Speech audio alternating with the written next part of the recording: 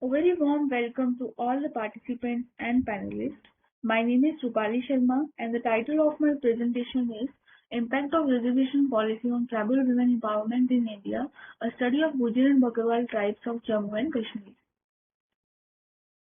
Firstly, let's start with introduction. The discrimination against women and resultant limited opportunities for women are a reality of our society. All over the world, women have faced unequal treatment in a variety of fields. The situation of women in the developing societies is further concerning. Women in developing societies lack proper institutional protection from societal mistreatment and discrimination. Patriarchy and its structural dominance has been resisted and rebelled against since the beginning of the modern age by women. The feminist struggle and civil rights movement across the world have contributed towards a more equal world for women.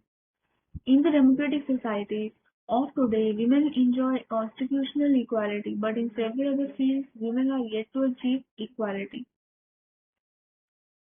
An intersectional analysis of the women issue suggests further marginalization of the tribal and remote communities' women.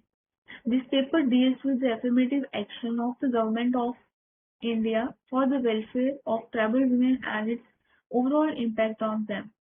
Since 1991, Gujjar and Bakarwal didn't have economic and political rights, but after Article 370 superseded in 2019, Gujjar and Bakarwal has economic and political rights.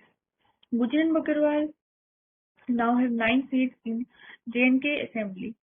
Article 370 was a temporary provision that permitting Jammu and Kashmir to draft its constitution and restrict the Indian Parliament legislative powers. Research rationale. In this study, descriptive and analytical qualitative analysis was used.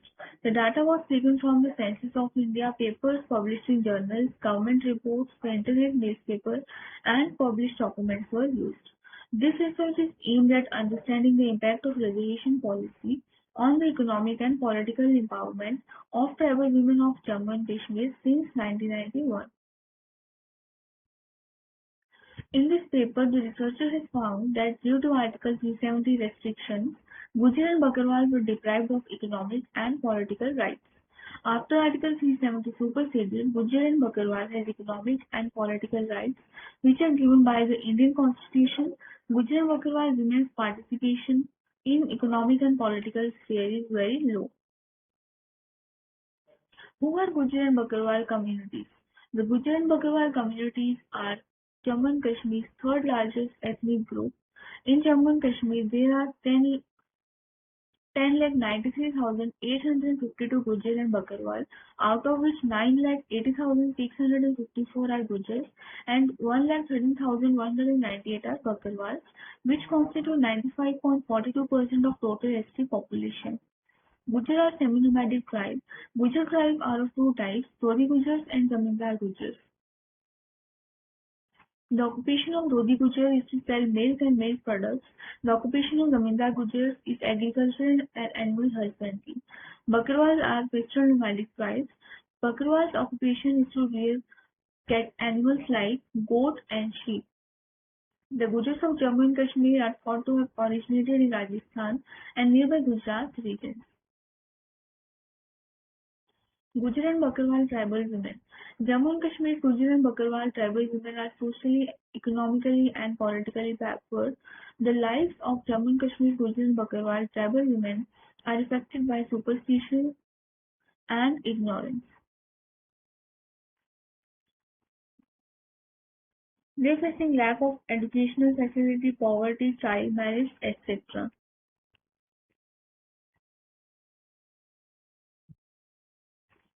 Impact of reservation policy on economic empowerment of tribal women of Jammu and Kashmir since 1991.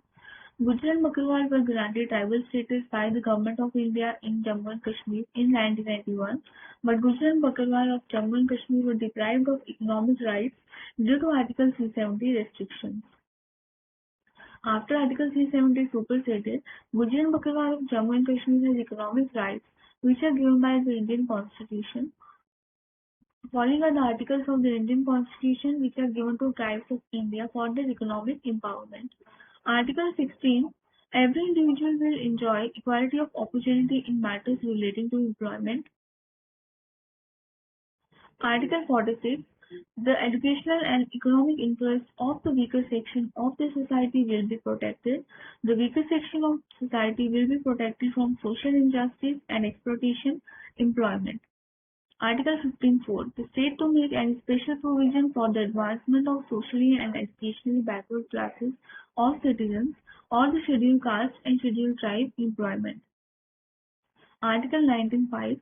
The rights of free movement and residence throughout the territory of India and acquisition and disposition of property are guaranteed to every citizen. Special restrictions may be imposed by the state for the protection of the interests of any SC employment. Despite receiving ST status, their situation is still dire. They are afflicted with severe poverty and illiteracy, etc. For Gujjar and Bakarwal tribal women's economic empowerment, eradication of barriers are crucial. For the economic growth of the Gujjar and Bakarwal tribes and nation, women's participation in the economic arena is absolutely essential. Impact of reservation policy on political empowerment of tribal women of Jammu and Kashmir since 1991. Gujjar and Bakarwal of Jammu and Kashmir didn't have the same political rights as other Indian tribes after receiving reservation. But after Article 370 superseded, Gujjar and Bakarwal women had political rights. Following are the articles of the Indian Constitution which paved the way for political empowerment for tribes of India. Article 243(d)(3) to reserve 250 seats for scheduled castes and scheduled tribes in panchayats and should be filled by direct election and such seats to be allotted by rotation to different constituencies in a panchayat employment. Article 243(d)(4) seats shall be reserved for women and not less than one-third of the total number of offices of chairpersons in the panchayat employment. Article 243(d)(3) seats shall be reserved for scheduled castes and scheduled tribes and not less than one-third and should be filled by direct election in municipality and seats to be allotted by rotation to different constituencies in a municipality employment. Article 243(d)(4) seats shall be reserved for scheduled tribe and scheduled caste women in the offices of chairpersons in municipalities in a manner as the legislature of a state may by law provide employment. Article 330, 332, 334 and 335 provides reservation to SC and ST in the state legislative assemblies and Lok Sabha employment. Conclusion. After Article 370 superseded, Gujjar and Bakarwal women has political and economic rights which are given by Indian Constitution. After getting reservation, Gujjar and Bakarwal women are not getting benefits because of illiteracy, lack of awareness, etc. We have to take substantive steps in order to empower Gujjar and Bakarwal women. The main claim is that reservation policy have little effect on women's empowerment because of the complex ways in which they are marginalized and the necessity for additional all-encompassing targeted measures. Some references.